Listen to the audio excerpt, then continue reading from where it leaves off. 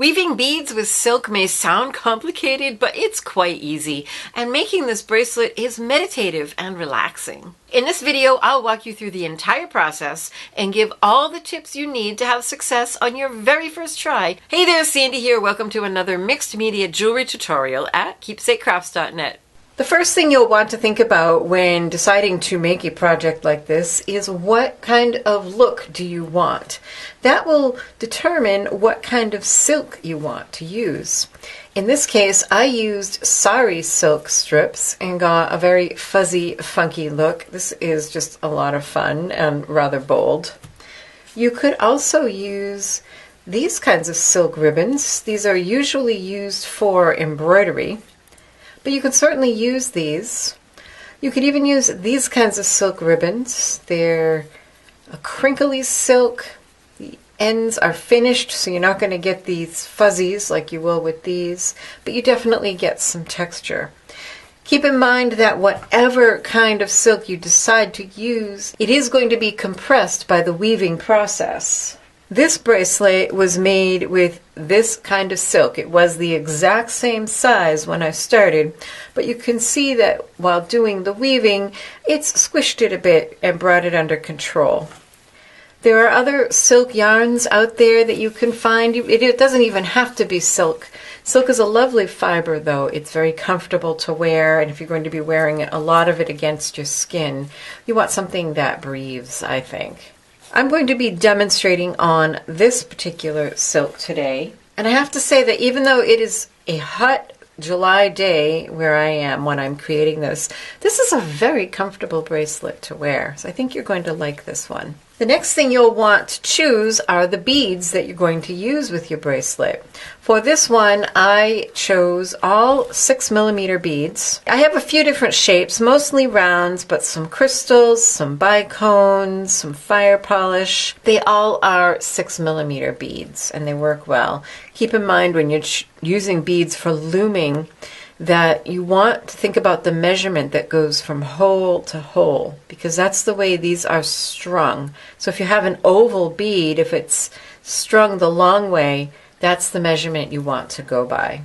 For this one, because the Sari silk has so much presence, I chose 8mm beads. And again, because it has so much of these fuzzies and kind of hides and camouflages the beads, I chose ones that would stand out well. These brass filigree beads and a couple different types of crystals, although you can hardly even tell. I have two different colors of crystals here.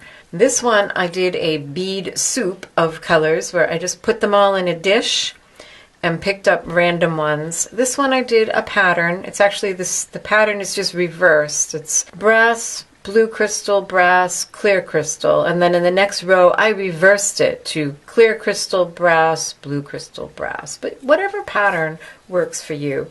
It just seemed like with such a bold bracelet, I wanted a bold, simple pattern. If you're going to go the bead soup route, this is a great project for using up odds and ends of beads, or just for combining a whole bunch of colors you love.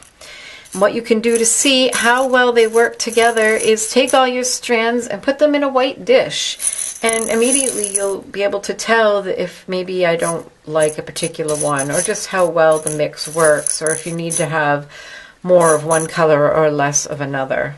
And the number of beads you need, well, that depends on how long your bracelet is and the size of the beads that you used. This one uses 81 6mm beads. It's 27 rows with 3 beads per row, and this only took me about a half an hour to do the actual weaving. With this bracelet, this one has 8mm beads, and it took 19 rows of 4 beads each. For the bracelet I'm going to demonstrate for you, I decided to go with 4mm check fire polish beads. So naturally it's going to need more beads because they're smaller. And I have here 4 strands of 50 beads each, so that is 200 beads, which should be sufficient. You'll need about 2 yards of ribbon to do this design that has 3 rows. And I based this on these 1 yard pieces of ribbon that I got from Dollar Bead Box. And all of these supplies that I can find links to will be linked. But these are $1 each at Dollar Bead Box, and they come in 1 yard pieces. So I figured I would make that work for this design. For this one, I used 4 yards of Sari silk. I was fortunate to have one long piece of Sari silk, and I made 5 wraps around my board, which I'll show you how to do in just a moment, in order to get channels for 4 rows of beads. I also wrapped this in such a way that I had very long tails so that I could make this closure work, which I will show you how to do. It's very cool. What you'll need to do your wrapping is some kind of board. I love these. I've got a whole bunch of them on eBay. I think I bought a half a dozen of them because I use them for everything. Bead trays, I put beading mats in here, and I have my different projects stacked. They're fantastic. If you don't have one of these, you could use a sturdy shoebox lid. You could even use a small cookie sheet, although it might not be as pleasant to bead on, something metal. But something that has a tray, has a lip that you can wrap your ribbon around. Now you can wrap your ribbons this way or this way. To wrap it the short way, this gave me just enough room in here, 6.5 inches, to be able to have the length I need for my bracelet. For the Sari silk, I actually wrapped it this way, which is another reason it required a bit more ribbon. I'm going to do a bracelet with 3 channels of beads, so I need 4 wraps. There are a few limitations that you end up kind of having to overcome having only the 1 yard pieces of ribbon, but I've worked them out for you, and if you have long lengths, then you can just wrap around and around and around, and it's so much easier. I wanted to get as long possible tails on both ends, so I want to center my ribbon. So I'm going to start on the back with the center towards about the center of my board. And I'm going to do 1 wrap, and I'm pulling it pretty taut. You don't have to crank it down as far as it will possibly go, but do pull it taut.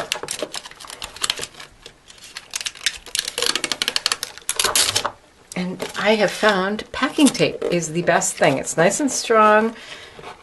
Just put it on there, kind of burnish it down. So like I said, each 1 yard piece of ribbon will give you 2 wraps. So there we go. These are about as even as I can possibly get them. And it's not crucial that they be perfectly even, but fairly even. So there.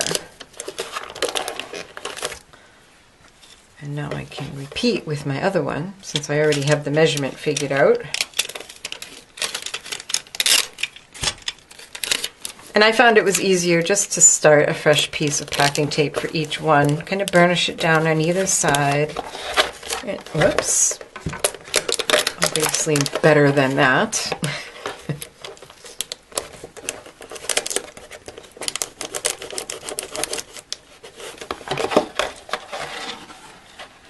And continue wrapping.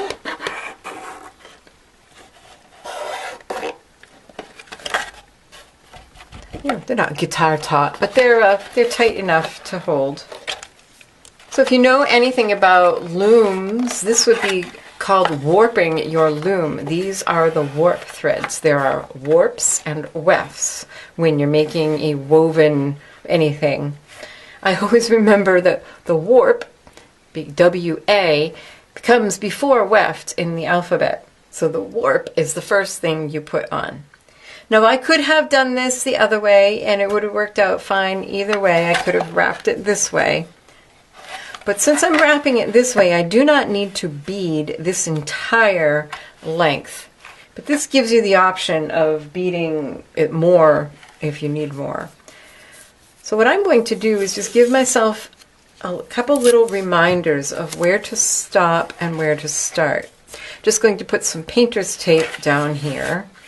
And I want about 6.5 inches. You figure on a clasp usually adds about 1 inch. So 6 1/4 to 6.5. is good for me. So I know I only need to add beading in between these two pieces of tape. For doing your beading, you'll need some thread, and this is just the regular thread that you use for beading. As far as choosing a color, it comes in lots of colors. I kind of prefer how the black looks rather than white, but it depends on the colors you choose. If any of the beads I chose were clear, like crystals, I would quite possibly choose to use white because the black will show through.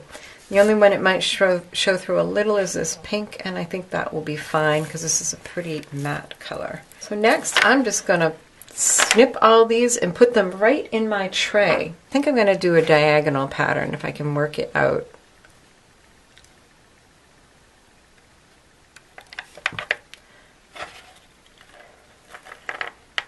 Alright, so I figured this out. I really wanted to do a diagonal pattern with this, but I'm using 3 rows and not 4, so I got a little confused. So I sat down, took my beads, figured it out, and then I stuck a piece of packing tape on top of it. I don't know if the glare is keeping you from seeing it. But it's basically pink, white, purple, fuchsia in that order. And so I'll just keep picking up a different one as we go. I'll make sure that there's a little chart for you so you can follow it. So we have our warp, we have our beads, we have our thread, and finally we need a needle. This is a size 11 beading needle. It doesn't have to be anything particularly small as far as diameter goes, but it's not a bad idea if it is long enough to go across your whole row of warps. Cut yourself a piece of beading thread about 5-6 feet long, a comfortable length. You'll be adding thread. It's very easy to do. So don't worry about making your thread really long. Tie one end to one of your warps. If you're right-handed, tie it to the upper leftmost warp. If you're left-handed, tie it to the upper rightmost warp. So we'll just tie left over right and right over left to make a square knot. And it's that simple. And thread the other end. Sometimes I find it's helpful to use a thumbnail against your index finger and kind of flatten the thread. It makes it go through the eye so much more easily. It's not always that easy. Okay. So now what you want to do is take your needle under from left to right if you're right-handed, from right to left if you're left-handed. And I'm going to start, we're going to pick up our beads. So I got pink, white, and purple. And as with many things, the first couple rows are always the trickiest, and then once you get it established, it's really easy. Slide your beads all the way down that thread, and what you want to do is pop one bead up between each of your warps, whatever they are. Now, the very first ones, you may want to just do one at a time. What you don't want to do is catch this thread with this thread, so you don't want to split it, and you also don't want to catch your warps. That was especially tricky with the fuzzy Sari silk, but I found the best way was just to go one at a time for the first few rows. So I'm just going to I came under, and now we're going through the beads but on top of the warp. So we'll go through this bead, and then you use your non-dominant hand to pop those beads up between the warps. And that one, and that one. And you can feel it that if you split the thread or not.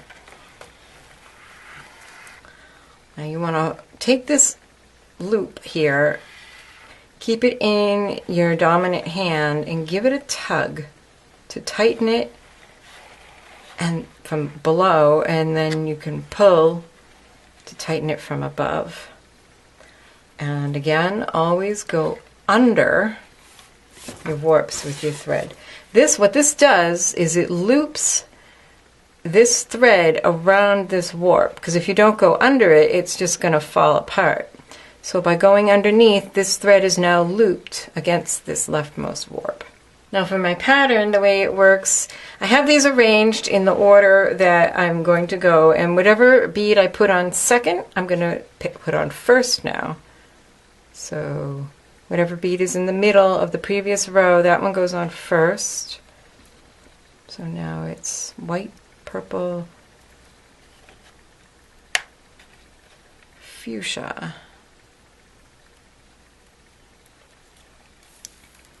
Slide the beads down so they are underneath.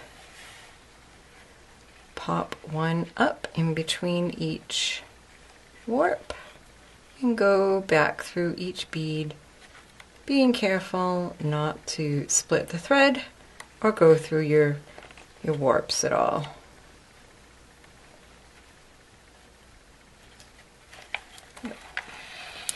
And it's after that first row that it's especially important that you always hold on to this lower thread, snug these beads up against each other, give this a tug, so you tighten it from the bottom, and then give that a pull, so you tighten it from the top.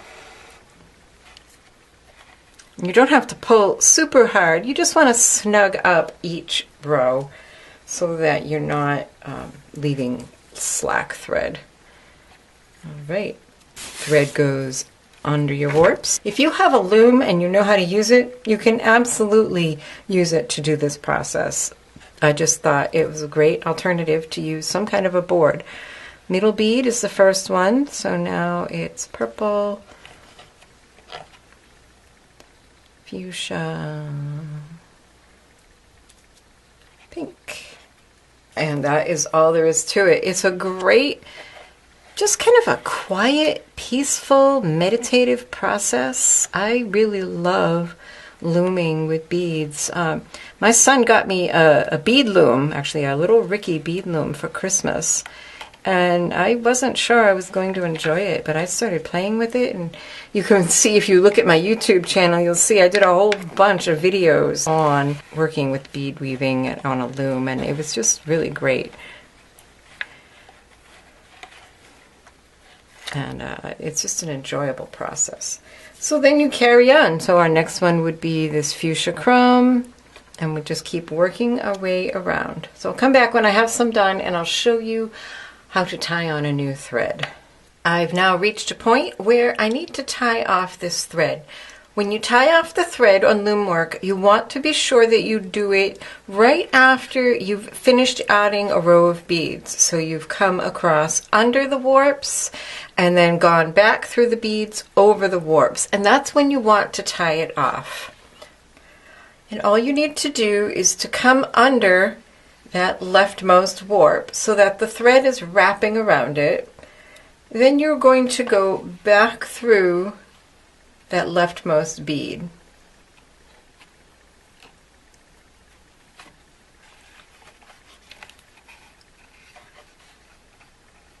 And if you ever feel that you need to kind of guide these threads, it can be especially tricky when you're using some kind of fiber like this for your warp, because they don't always want to slide and move. So sometimes you can get in there with a beading awl and kind of pull it out and then reposition it so that they're a little bit more evenly spaced. Naturally, the ones on this side, on the left, are going to be a little bit more angled than the ones on the right, because you're always pulling that thread down. But they tend to just fade into the background, so don't worry about it. So once you come back through that bead, you want to make a half hitch knot. So we're just going to put the needle under that thread, pull it till it makes a loop, and go back through the loop with the needle. And pull that snug. That's one. Now I'm going to repeat that 2 more times. Don't pierce that. Just go through the bead. Go around that thread and back through the loop. And one more time. So you always want your knots to be inside the warps. There's no need to ever leave a knot on the outside of a warp where it could be seen and also could be frayed somewhat. This keeps it protected and secure. And this is the way you're going to finish off all of your threads. So when I'm done, I'll go back and finish off this thread the exact same way.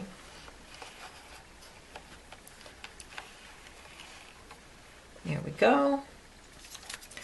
Then I'll use my thread burner to burn off that thread and tie on a new thread in the exact same way that we began. Just take your thread, tie it around the leftmost warp.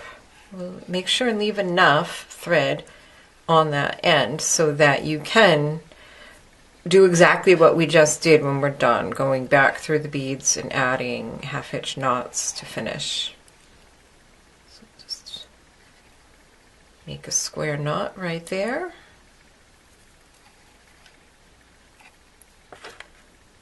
Thread the needle and carry on with your beading until you have the length you want. When starting with a new length of thread, it's the exact same way as when we started the project. Put your needle and thread under the warps, and then pick up your beads, pop one in between each warp, and go back through the beads on top of the warps. The only difference when you're starting is that you don't need to give that little extra tug to the bottom thread to pull it tight because it's tied on there. There is no slack elsewhere. You just hold it taut and pull it through. I've completed my beading, and this is just almost 6.5, just under 6.5 inches, so that will be perfect. Now we can release it from the board. If you're using a loom, you just have to follow your loom's directions for releasing it. In this case, it's just a matter of pulling off that packing tape. Then we'll trim these ribbons right down the middle.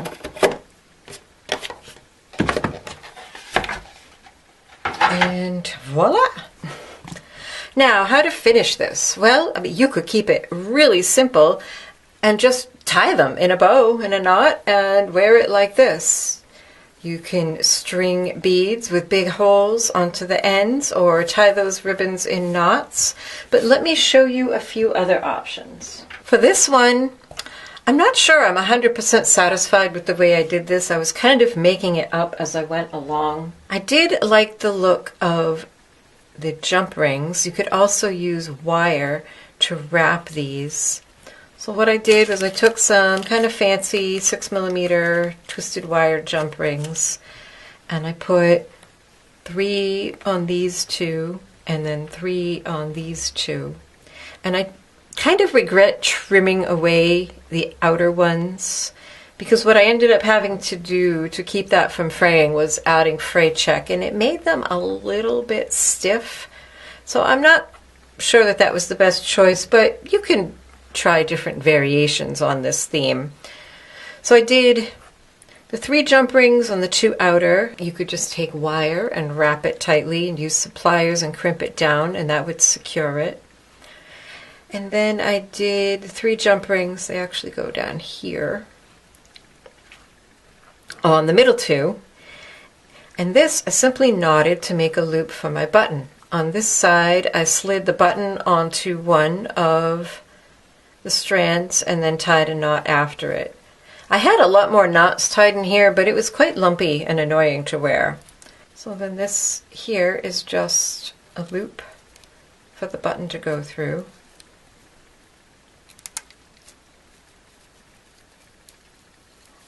And I just left those like that because they're just a little bit of danglies.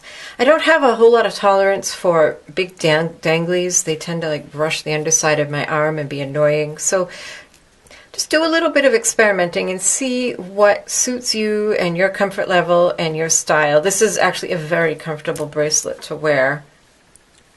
My only recommendation is, as you are experimenting, wait until you are absolutely certain before you trim any of these off. Another way you can finish it off is with a tube that slides and allows you to get in and out of the bracelet. This one, actually, sometimes I find I end up using my teeth to grab onto. But there you go. That tightens it up. And this is really easy to do. You just need to cut a strip of suede. I kind of cut that one crooked. Cut it nice and straight.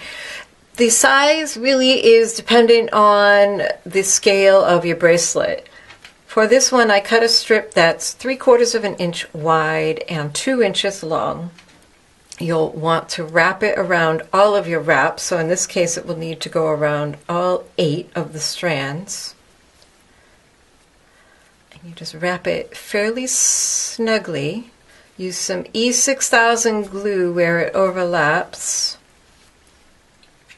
And I found the best thing for holding it in place without marring your ultra suede is to get a piece of paper and wrap it so that it's nice and tight. This is after you've added the glue.